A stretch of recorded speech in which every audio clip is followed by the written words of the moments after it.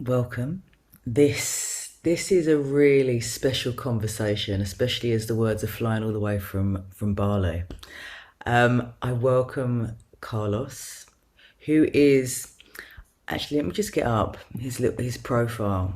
I love these words. Carlos is a wizard, a shaman, a visionary, living anatomy, movement, embryology, fascial research, mythology, philosophy, wonder, and magic. I mean, if that doesn't blow your heart wide open, I don't know what will.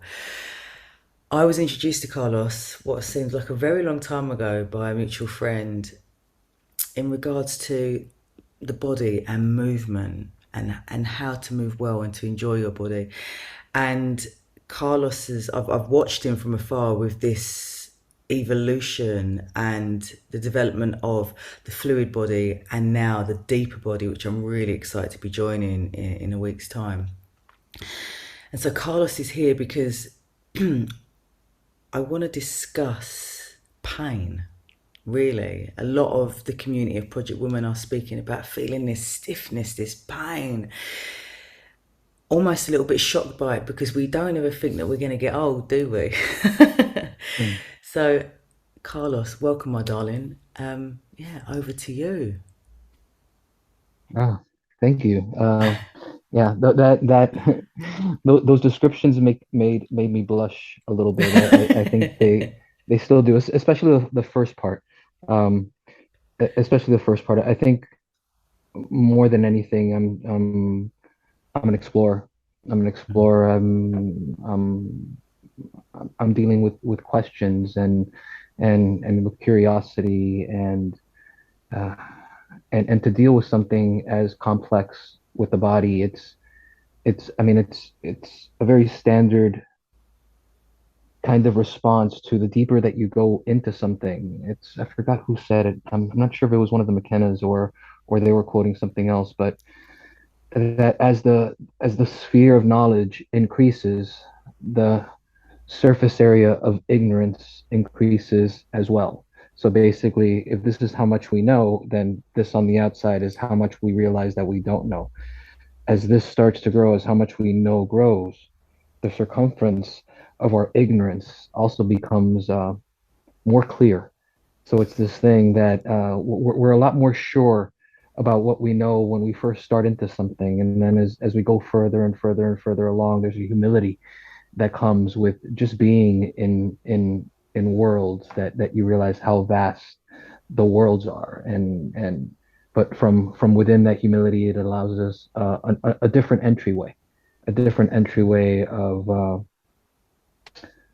being able to meet something that's just beyond our grasp and have something that's much more like a conversation or a relationship with the unknown, with that chaotic edge. But it also allows us to see so much more and to be able hmm, to ask the right questions, even though the answers are still in the shadows. And a lot of times, the right questions lead us to places that the best answers don't. So, thank you for that embarrassing introduction. I appreciate it. Really, there's I always, whenever I read what you're up to or I see what you're up to, I mean, the first thing that comes to mind is the magic, but also like what you just said, the vast unknown. We don't know, we hardly know anything about our body because we see it as this physical form. And the more that I listen, especially to the words that you share, is that, and the more that I obviously do it myself, is that, this isn't just it, is it? This isn't just it. It is so much more. It's just energy, and you brought up about a communication. Pain really is a communication, isn't it? It's telling you something. It's trying to tell you something, but we've been so conditioned to be afraid of it, and that really the kind of only response, well, is to a try and ignore it and hope that it goes away, or there's a pill for it, and you know, this is the the communication that we've got to try and move through is a better word. You Yeah, know, we keep using the breaking, but I don't think we keep needing to break stuff, do we? We've got to try and move through this to create a greater conversation with our body. yeah, absolutely. And we've we've created this culture around something to the effect of a way that we should always be feeling, and emotionally and also physically, where the messages that are coming through, where the deeper conversation that may be available to us if we stay in it just a little bit longer is removed, because immediately something comes up and we categorize it very left hemisphere, we categorize it.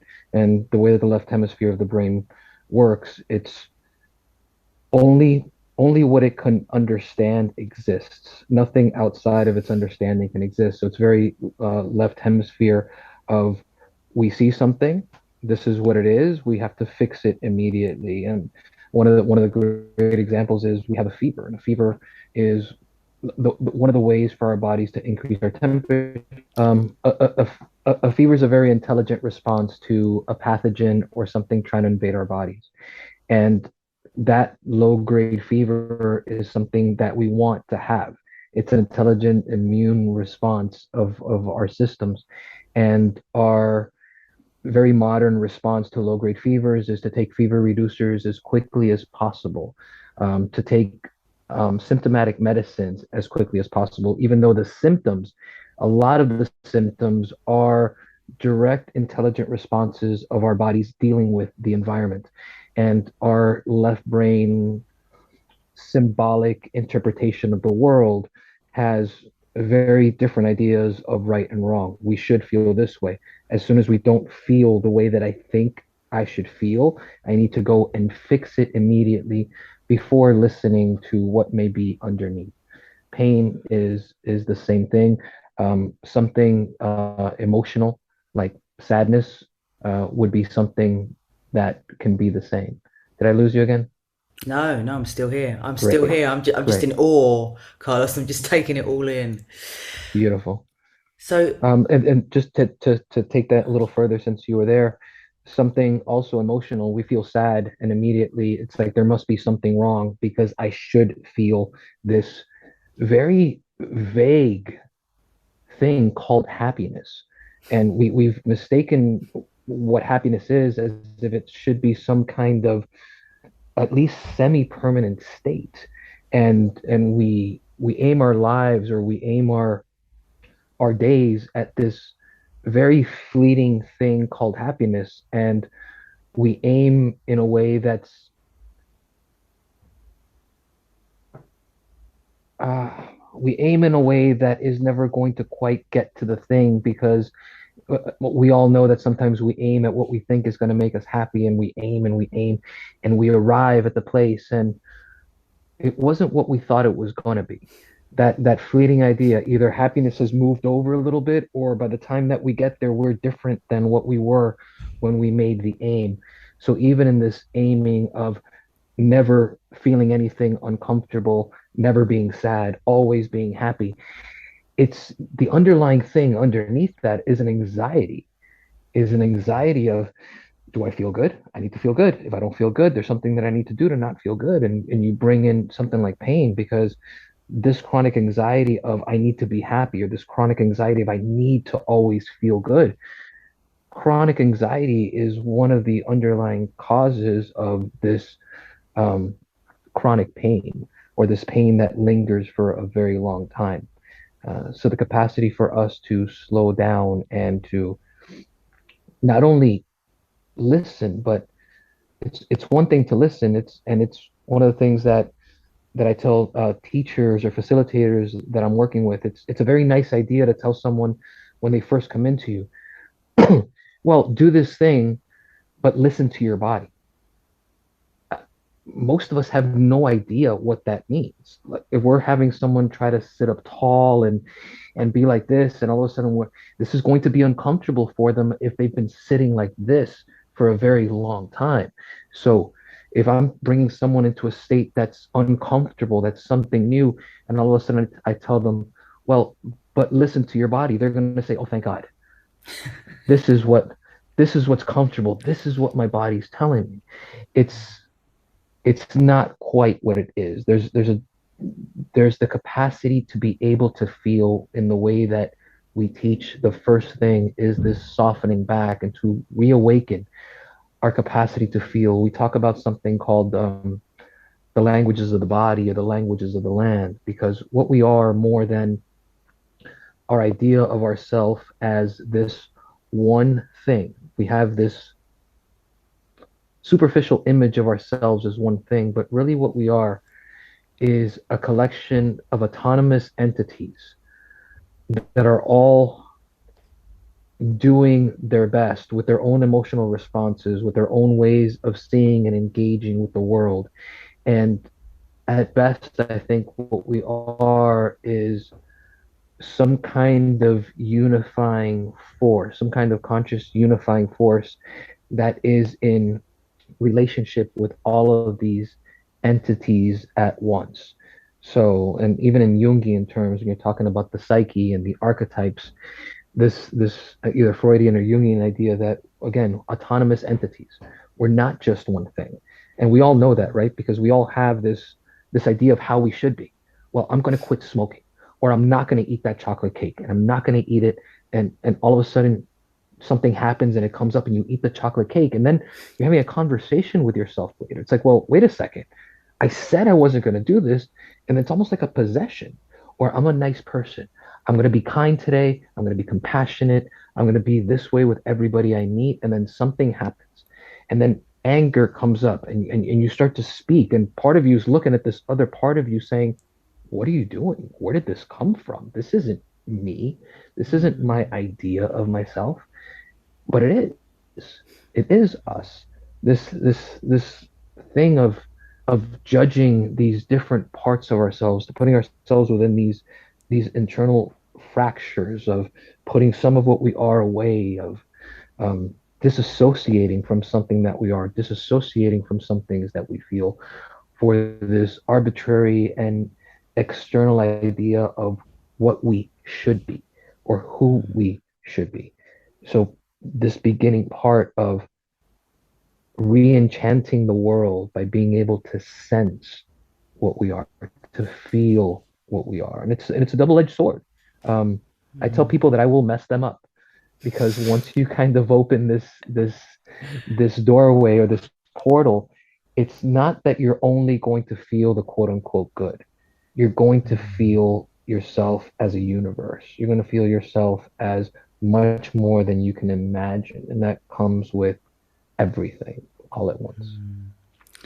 There's a couple of words that you spoke there, and one was the slowing down and the softening. And Mm, what I find with the women that are in this group and who I speak to, they're perimenopausal. A lot of them, they're in this transition of life, and mm, when you don't realize that you're in this great change as a woman, this is an evolutionary step. But we've been taught to fear this because it comes with getting older, and the perception has already been placed there, hasn't it? It's already there. So there is this fear where we don't want to get older. So we want to prove ourselves to be like we were when we was, in our high fertile years. So we start to push when in fact it's a slowing down and a softening to release, to just to stepping into your power. And this is, again, speaking about the emotions, for me, your emotional health is always that foundation as to what everything else comes off of, isn't it? Because as you've said so greatly, how you are feeling is going to dictate that communication, basically. And so, yeah, what are your thoughts on that, Carlos? Like, I know men go through evolutionary phases out throughout life. Nothing is ever the same. It's always evolving, isn't it? And then we know as we mature that things begin to slow down and change. Yeah, what are your thoughts on that in regards to looking after that body and the changes that come with? uh, beautiful points that you made, and I think part of the issue, I'll go into the physical part of the conversation in a second, but I think one of the things that's happened is that we've lost, for good reasons, we've kind of turned away from the more um, traditional wisdom schools, because in a lot of ways they became pathological in a lot of senses. But one of the things that we've lost that they did so well was to give these rites of passage to each stage of life, and their place and their beauty and their power. So each one of these stages of life had their own set of rituals, their own set of responsibilities, their own set of beautiful openings that come with it. And all of these stages have that.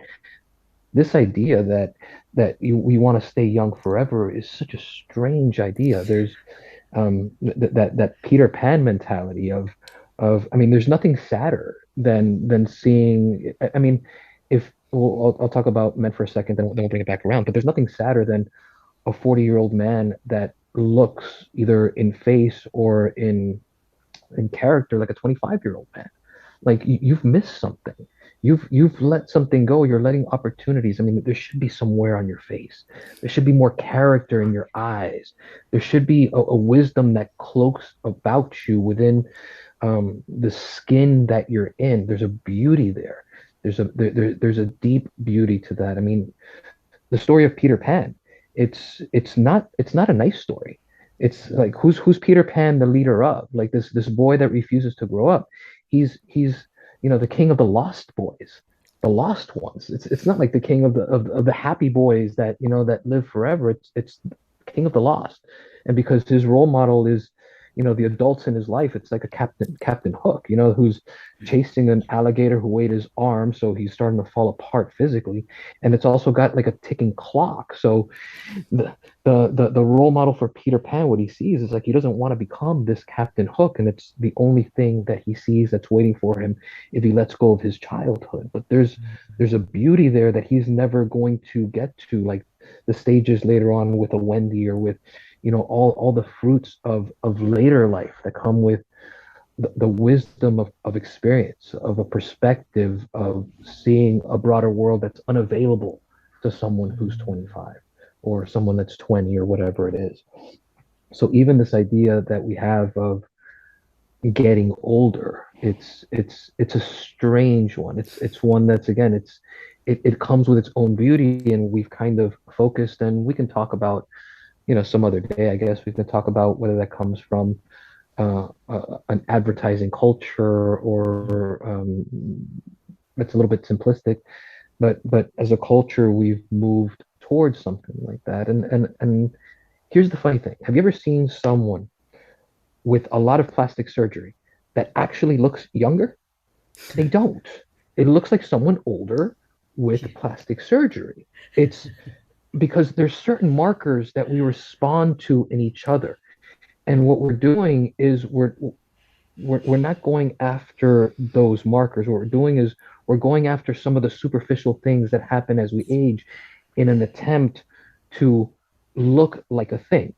Wrinkles in the forehead is not what we respond to as someone is getting older. Gray hair is not what we respond to when someone's getting older. What we're responding to in attractiveness when we're in the presence of another person, and we're talking about physical characteristics now, we're responding to markers of health.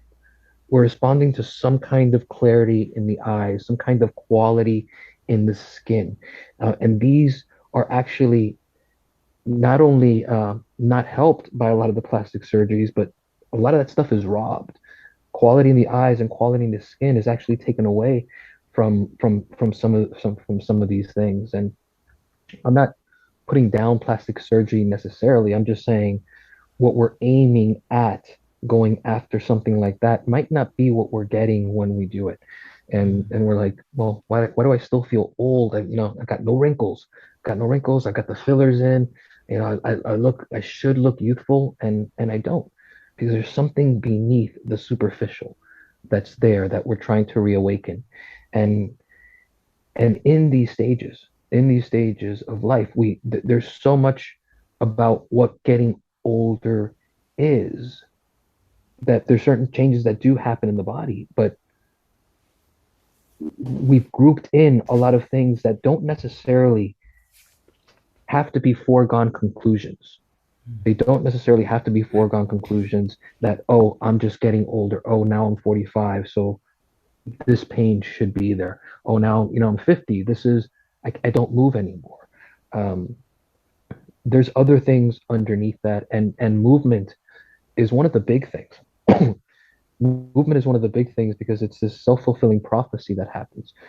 We have an injury that's an old injury, and it's, let's say, an injury when I was 20 years old, and it's been there, but kind of healed, and my body's basically compensated, so I don't have to use that injured part so much. So I use this arm or these ribs more than this side. And that goes great for 10, 15, 20 years. But then now I start to get an ache from overuse because this isn't moving. So this is moving too much. Now this is hurting. So I compensate and something happens over here to make up for that. And that goes well for a few years. And none of these things are fully addressed. So by the time we get to, 50, 55, sometimes even younger than that, we've been dealing with so many things that have started to kind of wear away at the resilience of our bodies. And we just kind of say, well, it's old age. But as this got hurt, this stopped moving so well. This moved too much. Then this started to hurt. So we stopped moving this so much. So our world starts to narrow and narrow and narrow. Our capacity to move starts to narrow. And the less we move, the more that we hurt. And the more that we hurt, the less that we move. And this has a timeline to it that just the longer we are on Earth, the more that this spiral keeps happening. So by the time that we're 50, it's like, well, it's just because I'm older. It's like, it's not because, in a sense, yes, but it's also because you've been dealing with something for 20 years and your body is tired. It's been speaking to you for 20 years, not being listened to. So things that we feel all the time eventually get pressed back away from our conscious awareness. So I work with people all the time that don't realize that certain things on their bodies hurt. And I can see it. I can see. I'm like, hmm. I'm like, well, how does your sternum feel? It's like, my sternum feels fine. I'm like, you don't have any pain in the ribs here on the front? They're like, no. And I just touch them like that on a certain spot, and they'll be like, oh my God, that hurts. It's like we will not move places that hurt. We will forget about places that hurt. We, our conscious attention doesn't remember that that place hurts, but there's languages inside that do. And those places inside of us will avoid touching those places. So being able to go back into the body at whatever stage or whatever age and undoing this in a sense selective amnesia that we've done and reawakening our connection to what it is that we can feel and what it is that's speaking to us is the first part of it. And this softness where we're not going in, it's like this is a machine and I'm going to go in there to fix the machine. That's already missing the mark a bit. It's softening back. It's softening. What do you notice? Don't try to fix anything yet. What do you notice? What do you feel? What's speaking to you? I say all the time that what we're doing, what Fluidus is, it's much more like something like anthropology and linguistics and psychology than it is mechanics. It's meeting a tribe in the wilderness that you've never met before that speaks its own language. They're obviously intelligent, but where can the communication happen? Because that place in us doesn't speak in the left hemisphere symbolism of words that we've come to over glorify. There's another language, there's another way to communicate, and it takes some time to be able to reawaken our capacity to feel, to listen, and to speak to those places. I like what you said there. Moving the body is an integral part of life, basically. Something that I've learned on Mm, an emotional, physical, spiritual, biochemical level. Movement is just integral.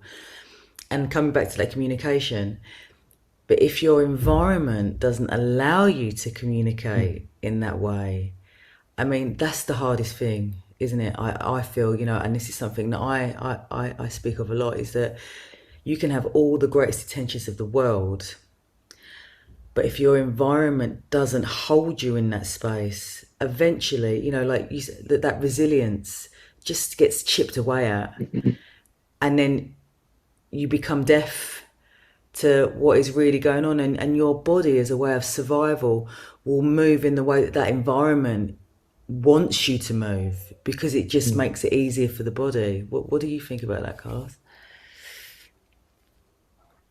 Beautiful. Can you give me when you're talking about environment, you're talking about the external environment, the physical environment Like that we're in? the people, like your Hmm. work, the people, Yeah, family, food, like all of these things that absolutely. we're absorbing, aren't we? Really, again, it's everything is a communication, it's a relationship, and if you want to be in that greatest health, for someone that works in a corporate environment where they're at the desk all the time, Mhm. how where is the space to move? And this is where I speak to so many, not just women but humans, that I just don't have the time to move. I don't have that Mm. space.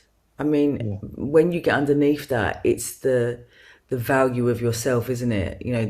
That Mm. is at the core of that belief. But I just don't have the time. I can't do that. So Mm. then we come back to that stiffness and that stuckness again. Yeah. Yes. Um, very, very true. And I think there's something even underneath that we don't quite believe in it.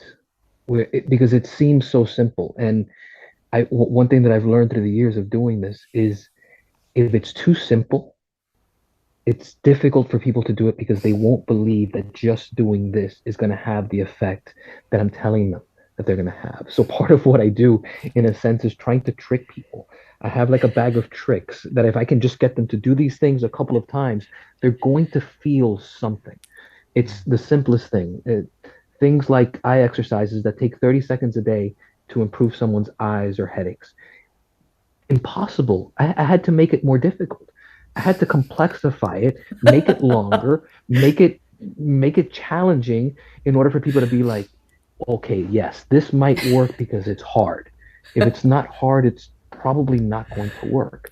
So there's something underneath that we don't quite believe it because we understand in a sense, in a logical sense, we understand that we're not machines, but it's so built into our language and into our culture that we're this little man or little woman that sits somewhere behind the eyes that drives around this mechanism like a car underneath it, and we got to take the car in for service every once in a while, and we understand that when it breaks we have to do these things.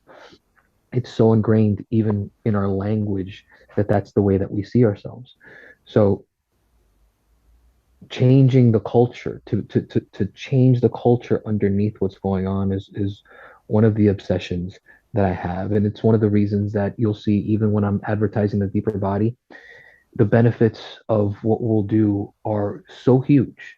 But what is it that I put on there? Look at the difference in the face. Look how the face looked before. Look how the face looks now. People are like, wow, look at that. That's obvious. It jumps out at me. Okay, I'll do that because of that. It's one of the most it's one of the things that people do most of the things that I teach because it's obvious, because they can see before and after pictures, because it's right there. If something is meaningful enough to us, we will make time to do it. So part of what my job and your job within what you're doing is a vision or creating a space where the meaning is more and more obvious somehow. And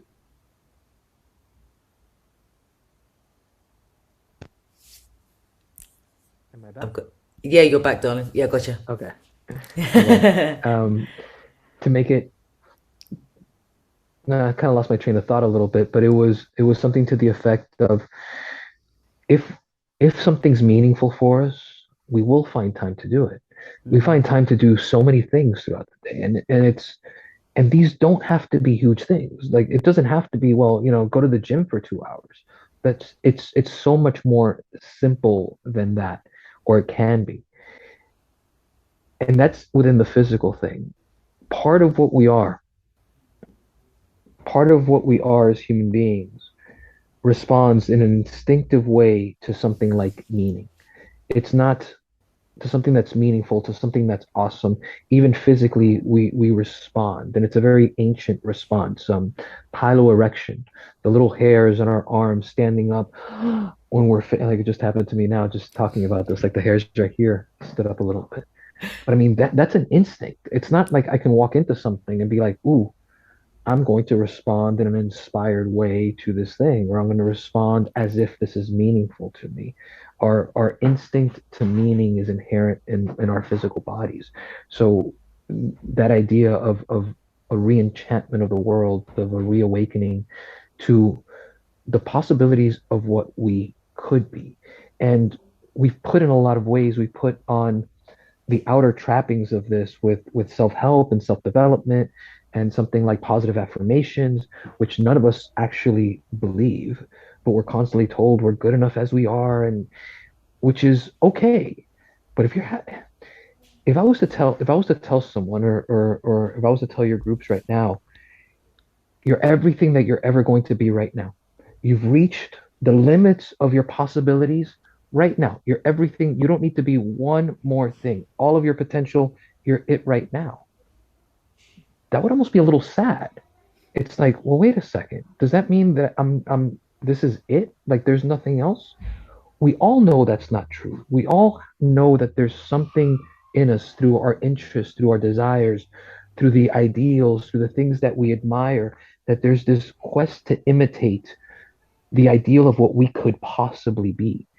So there's nothing wrong with feeling a little bit of inadequacy in relation to the potential of what's possible for me to be. And to bridge that gap between the me that's now and it's beautiful, and my God, I'm a work of art. Look at all the cool things that I am. Yes. But oh my God, what is it that I know that I could be?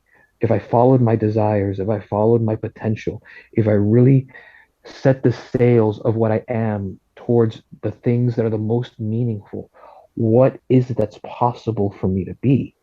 Now that becomes a different conversation.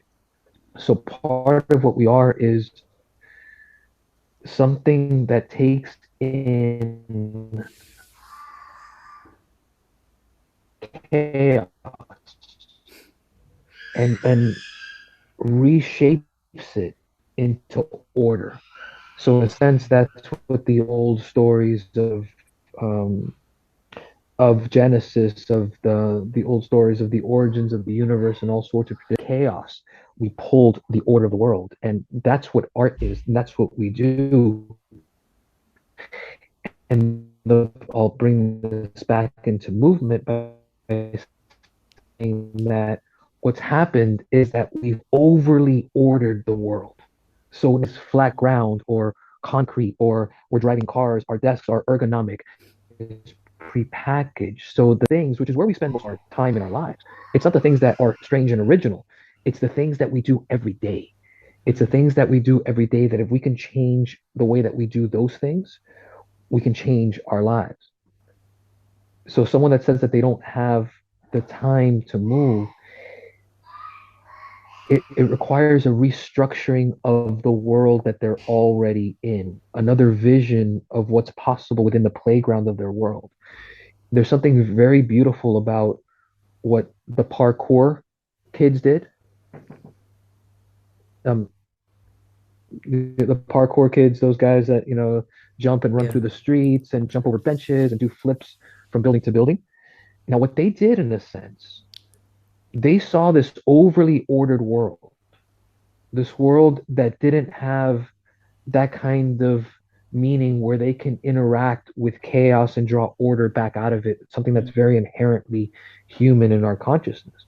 And what they did is they figured out a way to remake their vision of the world as something chaotic, as something that they need to meet with their full selves.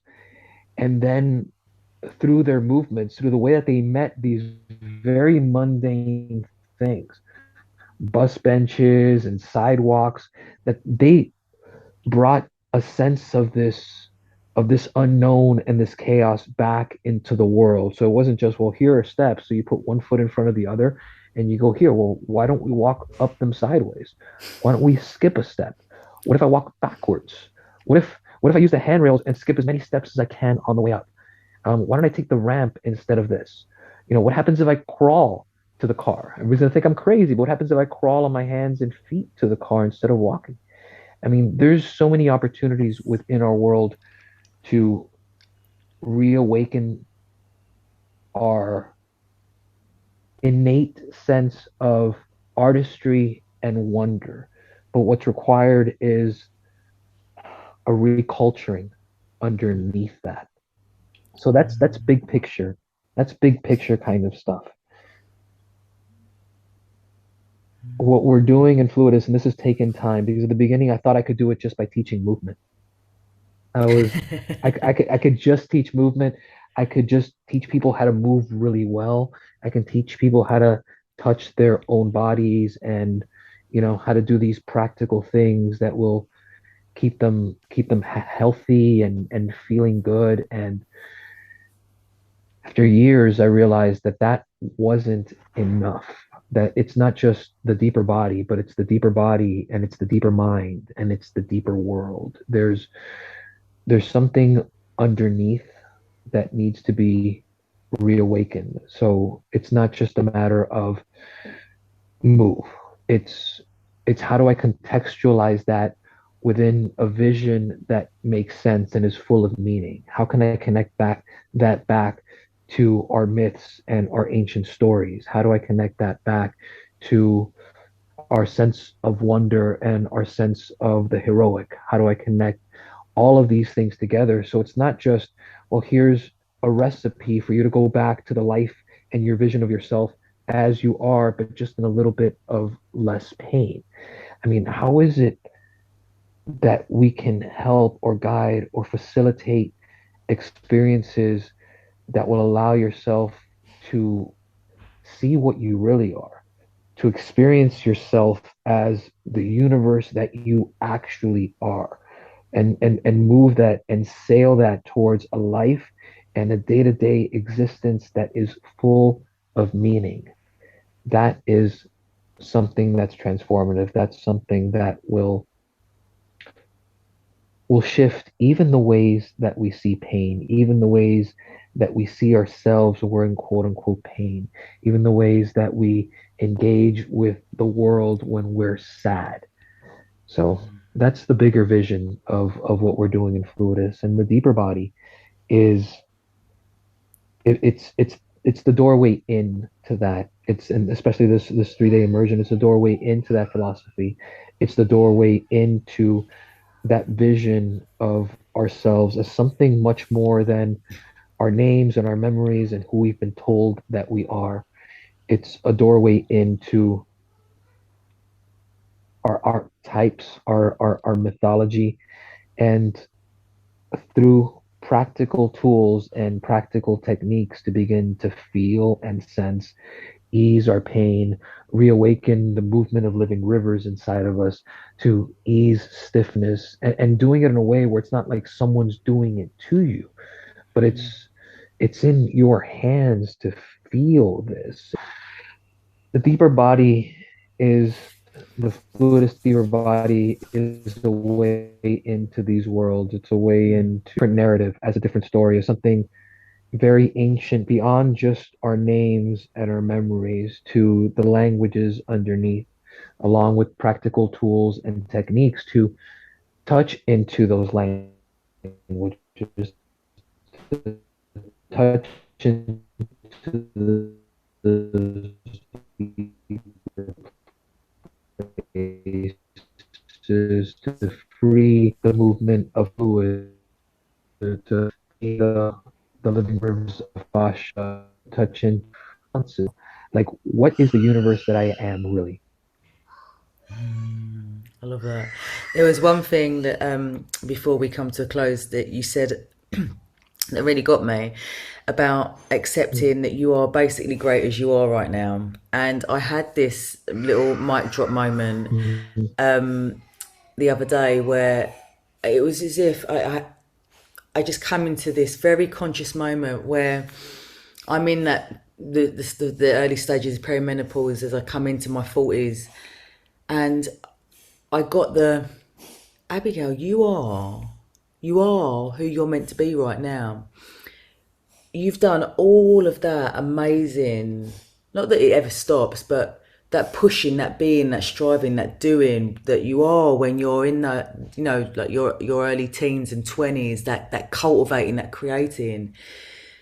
Right now, it's a place of acceptance. You don't have to be pushing and forcing. This is now really that time of enjoying your body, and it, like, just feeling that, just allowed the mm. shoulders to drop a little bit more, allowed the skin to soften a little bit more.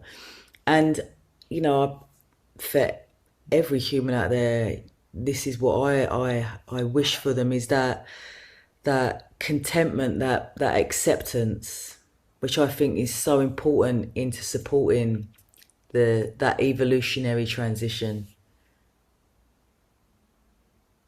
Yeah, yeah.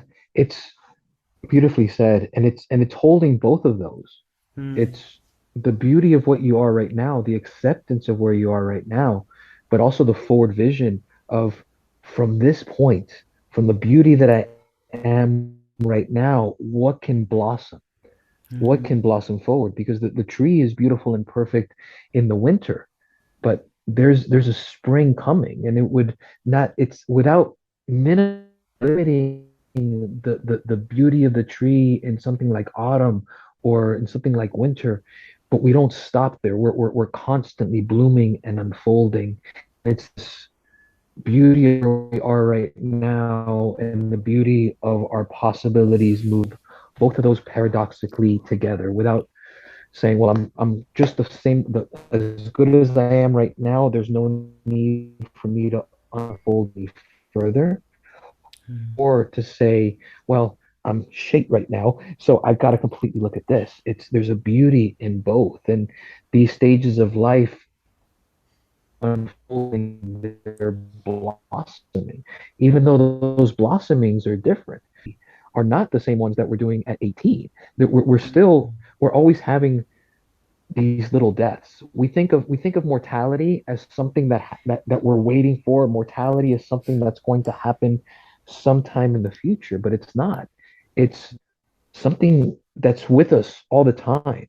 It's with us all the time because we are mortal beings, and we're constantly going through these little deaths of who we were, of who I thought I was going to be, of who I thought I should be, of all of these little things. So we're constantly breaking open, and something is dying and being shed, like the ancient symbol of the snake shedding its skin. But if we hold on too tightly, that over glorification of stranglehold on youth, that means that we're not allowing ourselves to flow forward into the next blossoming, into the next unfolding. So the beauty of what we are is not only in this, but the same, but it's within the seed. We're always a seed that has something else that's sprouting from it. It's just the seeds constantly change shape. So we blossom, and there's a seed, and there's another blossoming, and there's another seed. So there's this constant unfolding and going back in. And in these transition moments, it's it's in a sense like the autumn into early winter, where there's this kind of like pulling back to reassess, to feel, to soften again, to recalibrate, to reconnect with the autonomous entities inside of us, to listen to the languages again. And we're always doing it at a different stage. What we have the capacity to listen to at this age is so much more vast than what we had the capacity to listen to at 27 or whatever it was. There's a whole other world of what's available to be seen and savored that wasn't available to us before. So there's a there's a big part of it that is changing the narrative of tricking someone, being able to have them look back and see themselves beyond the ideas of how they think things need to be quite getting there. If we can pierce that veil a little bit and have someone just see themselves fully, I mean, my God, the awe and wonder that would come over someone, like the caretaking of this garden, because the garden is such a beautiful example because it's wild and we're caretaking. We're not pulling plants out of seeds. We're not, you know, changing, making leaves come out. We're snipping a little bit here and a little bit there, and we're bringing some kind of artistic order to the of tending a garden. It's what we're doing to allow, and the garden changes in its seasons. There's beauty to be found in every garden in every season. And the flowers might be a little bit different, but they're beautiful. So we're constantly trying to, take care of the summer flowers while we're in autumn and the summer flowers aren't quite, and we're like so enamored and so stuck on just making the summer flowers bloom, but we're in autumn, like we're missing so much stuff over here because we just lost our focus of the fullness of what we are to the hyper focus of this little thing that makes us blind. Carlos, I always find peace when I speak to you. It's always such a beautiful conversation. I am. My children are now awake, and there's going to be a stampede any minute now. So I think that is the time to bring our conversation Yeah, to an end. But I just want to say thank you so much for sharing your time with me. And I will put the information of the deeper body underneath this to share. It's going to be absolutely amazing. So, yeah, Carlos, thank you, my darling. It's always a pleasure speaking to you. beautiful. Thank you, Abby. It was great. I had a great time doing it, and I mean, 1 hour was way too short. It feels like we just started to scratch the surface of Well, something. I'd So always love I'm to sure jump we'll back go on. ahead. Yeah, let's jump back on again in the not too distant future, and maybe get your gorgeous wife Devon involved as well, because another beautiful human in regards to this conversation. So that would be an honour to arrange with you both. Beautiful, All right, my beautiful, Abby. darling. Thank you so much. We'll talk soon. Yeah, nice one, darling. Thank you. Big love.